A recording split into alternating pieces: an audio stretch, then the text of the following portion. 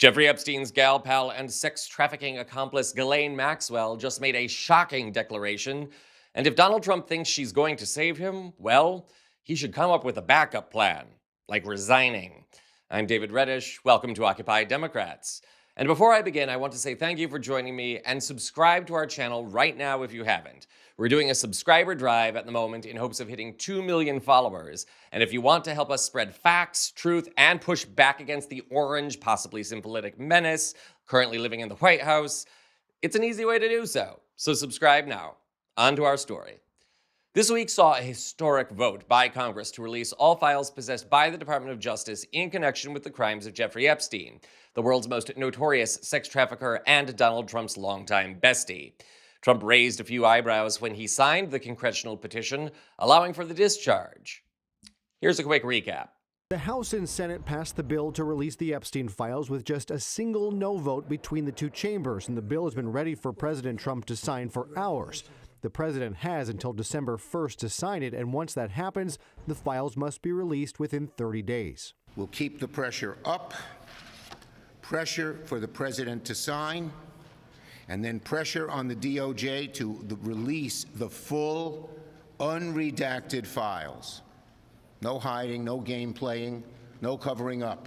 There's concern that the full files won't actually be released. The identities of victims will be redacted, but so will information that is part of any current investigations. There were none of those until President Trump told the Department of Justice to investigate Democrats, something the Attorney General had previously said there was no need for. And the plot thickens, so stick around. Don't tell me that you thought it would be that easy. Even with Congress ordering release of the files, and Trump appearing to cooperate, it appears he has a backup plan to keep them hidden. For more on that, see our other videos here on the channel. There's also a wild card in this enormous mess. Ghislaine Maxwell, who earlier this year met with Todd Blanche, Trump's former personal attorney who is now working for the Department of Justice. Following that meeting, she was transferred to a cushy minimum security prison, and recently, evidence of a quid pro quo with the Trump White House emerged. Noella Turnage was a nurse at the Bryan Federal Prison Camp and was fired for leaking copies of Maxwell's emails with an attorney that were printed and saved. She says she had access to those emails after she was reassigned to the phone room for speaking up about how staff and inmates are being treated. That allowed her to monitor phone calls and emails. Turnage says she was troubled by the special privileges Maxwell was getting from the warden and other higher-ups. For example, she says the warden personally handed all mail addressed to Maxwell to her.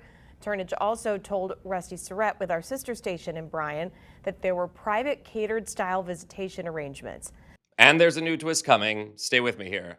Following Maxwell's meeting with Blanche, observers, including us here on the channel, speculated that she would say something to exonerate Trump in exchange for a pardon or commutation of her sentence.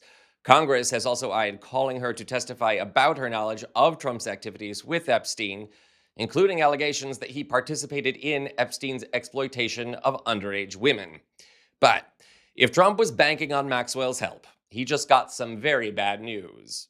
Politico now reports that Maxwell's legal team has said Ms. Maxwell will definitely invoke her Fifth Amendment rights if called before Congress.